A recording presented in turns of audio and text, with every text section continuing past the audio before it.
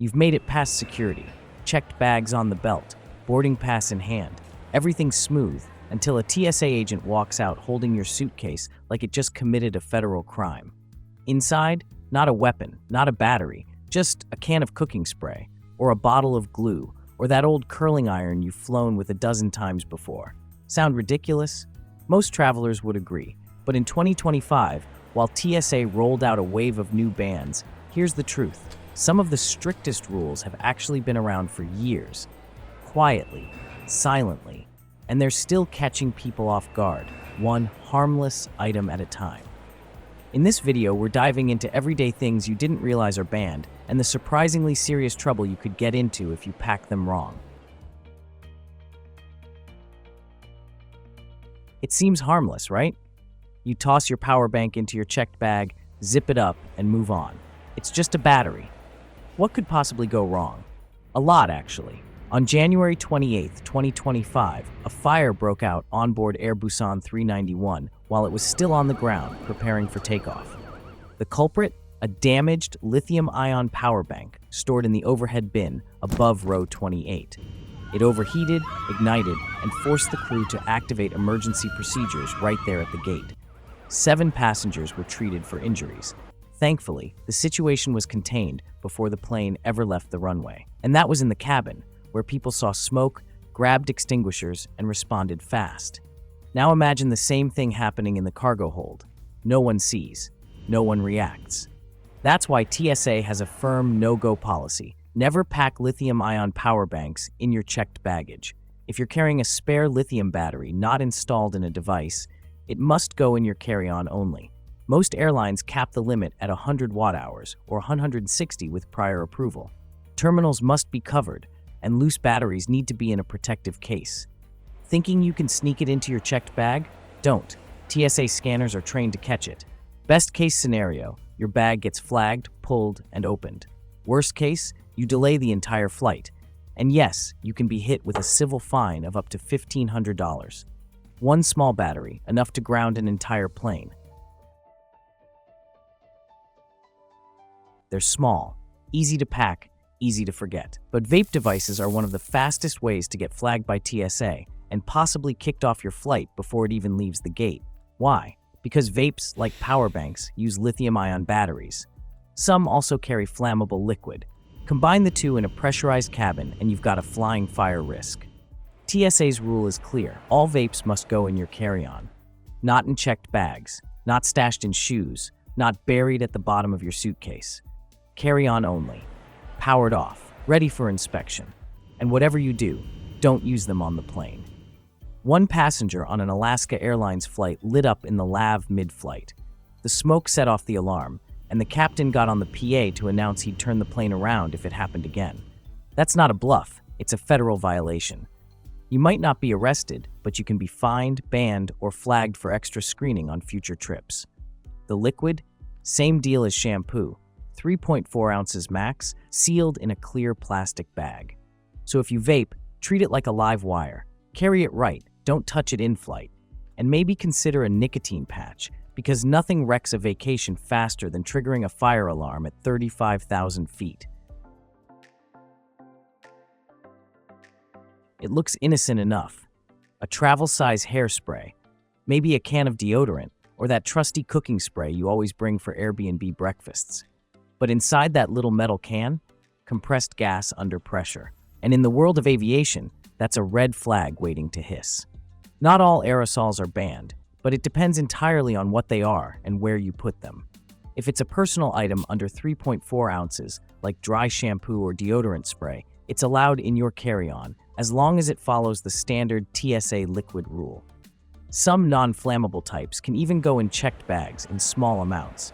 But the moment you reach for that full-size bottle, Superhold hairspray, industrial adhesive spray, or that non-stick miracle in a can, you're carrying a potential pressure bomb.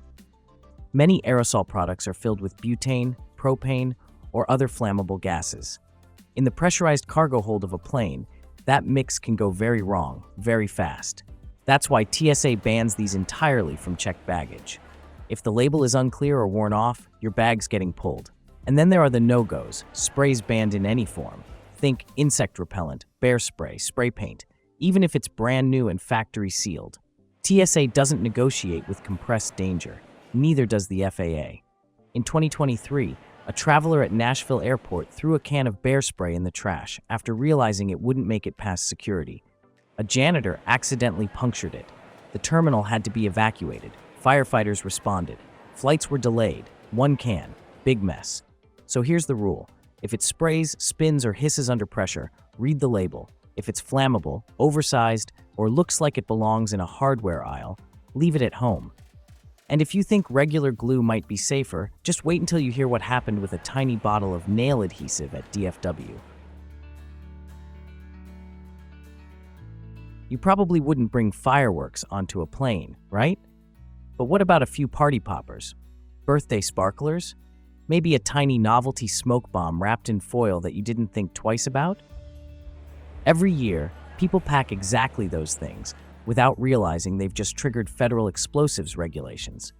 And yes, it gets wild.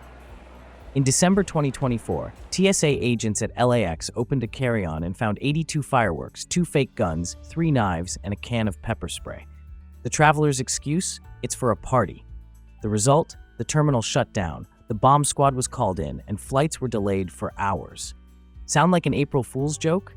It wasn't. It happened during peak holiday travel season, and the consequences weren't small. That passenger walked away with a $25-70 fine, a 6-month flying ban, and 3 hours of conversation with airport explosive specialists, all for a gift bag. Here's the rule. All fireworks are banned. Always. No exceptions. TSA doesn't care if it's sealed in plastic, wrapped as a present, or just for fun. If it pops, flashes, fizzles, smokes, or sparks, it's treated as an explosive and confiscated on the spot. Even if you somehow sneak it through TSA, which you shouldn't, international customs can still detain you or reject your entry. And that sparkler you forgot about? It could land you in a room you really don't want to be in. So do yourself and your flight a favor. Celebrate after you land. Don't light up the plane. You're not carrying fuel. You're not building a bomb. Just a tiny bottle of eyelash glue, or maybe some craft epoxy for that DIY project you've been putting off. But to a TSA scanner, that's not harmless. It's chemicals. Many everyday glues, nail glue, model epoxy, adhesive sealants, contain volatile ingredients that evaporate quickly, smell intense, and confuse airport detection systems. Some even mimic the chemical profile of hazardous substances. Doesn't matter if it's travel size or sealed tight. If it looks or smells suspicious, it's getting pulled. One traveler at DFW brought a nail glue no bigger than a lipstick. It triggered a chemical alert, got flagged, and delayed her long enough to miss her flight. The cost? One tossed bottle and a $300 rebooked ticket over a label that said Flammable in size 6 font. And that's just in the US. Abroad, even hobby supplies with no label can land you in a long screening line with customs officers who don't play around. So the rule is simple. If it smells like a lab project or looks like it belongs in a workshop, leave it out of your luggage. Ship it, buy it at your destination, or skip it entirely. You just spent $90 on a bottle of overproof rum from a Caribbean distillery. Strong, rare, and beautifully packaged. It's the perfect gift. Until TSA sees the label, 75% alcohol by volume. At that point, it's not a souvenir. It's contraband. TSA and FAA regulations ban any alcoholic beverage over 70% ABV, 140 proof, no matter how well it's packed, how fancy it looks, or how far you've carried it. Doesn't matter if it's in your carry-on or checked bag. If it's over the limit, it's getting confiscated on the spot. No refund, no appeal, no but it's just a gift. Even for bottles under that threshold, the rules are strict. Between 24% and 70%, you're allowed up to 5 liters per person, but only if the bottle is unopened, in its original packaging, and clearly labeled. Try to sneak in more than that, or pour it into another container, and you're setting yourself up for a full bag inspection and a potential fine. One traveler at O'Hare found that out when TSA flagged a bottle of 80% grain alcohol in his checked bag. Security had to rescan the entire luggage compartment. The bottle was destroyed on site, and the flight was delayed. All for one bottle. So if you're thinking of bringing home the strong stuff, Know the numbers, read the label, and don't assume airport security will be impressed by your rare find. You're working remotely and traveling light. Maybe you've got a sleek little SSD in your backpack, full of client files, personal photos, or backups from your laptop. It's encrypted, of course, just to be safe. But depending on where you land, that safety feature could get you pulled aside and forced to make a choice you didn't see coming. In 2025, countries like China, Russia, and the UAE have tightened digital security at the border. If you arrive with a device they can't access, especially one using strong encryption, they might ask questions you're not ready to answer. And if you can't unlock it, they can detain you, seize the device, or require you to wipe the entire thing on the spot. It happened to one U.S. traveler headed to Beijing. He was carrying a small external drive containing years of family photos, sensitive work files, and personal archives, all encrypted. Customs officers flagged it. He was held for nearly 2 hours, no explanation, no appeal, just 2 options: delete everything or book the next flight home. He lost 6 months of work that day because there was no cloud backup.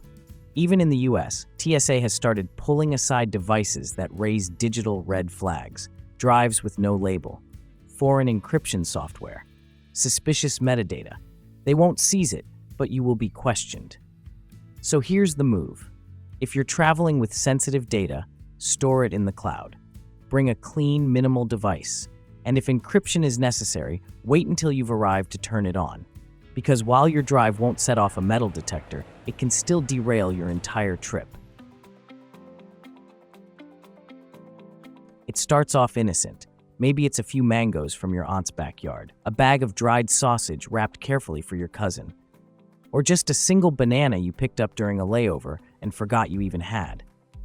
But when you land in the US, none of that matters. What matters is what you didn't declare. In early 2025, a traveler flying into JFK from Southeast Asia got stopped by customs. They opened his carry-on and found one banana, just one, sitting at the bottom. He hadn't marked yes on the customs form because, well, it's a banana. The officer didn't smile. Instead, they wrote him up, noted the violation on his record, and reminded him that the fine can go up to $500 for undeclared agricultural products, even for first-time mistakes. Now imagine if it wasn't one banana, but a whole tote of tropical fruit, or a vacuum-sealed pack of meat, or herbs fresh from your family's garden. Things like that might seem harmless, even thoughtful, but to US Customs and the USDA, they're biological wildcards. Anything fresh, raw, or homemade can carry bacteria, parasites, or invasive species that threaten native farms and ecosystems, and they take that risk very, very seriously. The TSA may let your bag through, but the final call happens at customs when you land.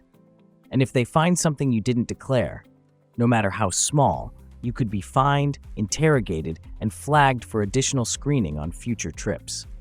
So if you're packing food from abroad, stop thinking of it as just a snack. It's a customs risk with a price tag. And declaring it? That's easy. Just check yes on the form or tell the officer. You won't get in trouble for being honest. But trying to sneak it through? That could make your mango the most expensive fruit of your life. You're being practical. You prepped a sandwich at home, maybe a burrito, maybe a few snack bars, all wrapped tight in foil to keep them fresh. You're just trying to avoid overpriced airport food. But the second your bag rolls through TSA's upgraded scanners, alarms go off, not because of what you packed, but how you packed it. In 2025, TSA introduced a new generation of CT scanners at hundreds of US airports. These machines don't just take a flat X-ray image anymore. They build a 3D model of what's inside your bag. And when that model shows a dense, shapeless, shiny object, it gets flagged. Foil-wrapped food looks like a problem. It blocks visibility, it hides outlines, and when you stack multiple foil-wrapped items together, like a pile of burritos or energy bars, it can mimic the shape of a concealed weapon or even explosive material. That means your harmless lunch might now be subject to a full bag check, a chemical swab, or a long, awkward delay while an agent unwraps your peanut butter and jelly in front of a growing line. The frustrating part? The food itself is fine. TSA doesn't care if you bring your own snacks. but they do care how quickly they can see what they're looking at, and foil makes that harder. So the smarter move, transparent containers, clear zip bags, anything that lets agents ID your items at a glance, because no one wants to explain to a TSA officer why a sandwich looks like C4 on a scanner. You've packed everything by the book, liquids under 4 ounces, gels in a clear bag, electronics on top, no foil, no drama. And yet, your bag still gets pulled. The TSA agent peers in like they're hunting for something dangerous and finds a jar of peanut butter, a protein bar, and a travel candle. What just happened? The answer lies in the new CT scanners TSA rolled out across over 250 airports in 2025. These machines aren't just stronger, they're smarter. They rotate, slice, and scan every angle of your bag, using 3D imaging to search for shapes and densities that match known threats. The problem? Some of the most common, totally legal items in your carry-on now look eerily similar to banned substances. Soft spreads like peanut butter, hummus, or cream cheese. Their texture mimics plastic explosives on a CT scan, especially if packed in a solid, uniform blob. Powders like protein mix or glitter, if over 12 ounces, they can resemble explosive materials and get flagged for extra inspection. Even solid bars of soap, wax candles, or homemade rice heat packs have been mistaken for suspicious items due to their density and shape. The result? You end up in line explaining why your goat cheese isn't C4, or watching an agent poke a cotton ball swab into your almond butter to test for explosives. The wild part? These aren't banned items. They're perfectly allowed, as long as you follow the liquid rules, keep powders under control, and separate anything remotely dense or unusual when going through screening. But what you consider safe might not look safe to a machine trained to be skeptical. And when the scanner hesitates, so does the entire line behind you. Sometimes, it's not the object itself that causes trouble, it's the question it raises. A travel-sized jar with no label, a supplement bottle in a foreign language, a device that doesn't look familiar to the scanner. And just like that, your bag becomes a puzzle TSA doesn't have time to solve. That's the part many travelers miss. It's not always about whether something is allowed. It's about whether it looks clear, standardized, and instantly recognizable. If an item causes hesitation by a person or a machine, it slows everything down. And in 2025, with AI-assisted screening systems operating alongside human agents, that hesitation is all it takes to get your bag pulled aside. So what can you actually do? First, check the What Can I Bring tool on TSA's website before every trip. Don't assume last year's rules still apply. Prohibited lists are always evolving, especially with newer international airports adding their own layers of restriction. Flying abroad? Go beyond TSA.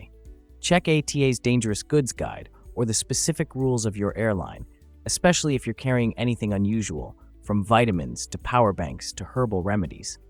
And here's the golden rule. If you're unsure, either don't bring it or keep it in your carry-on where it's easier to explain. Bonus points if you have the original packaging, receipt, or manufacturer label.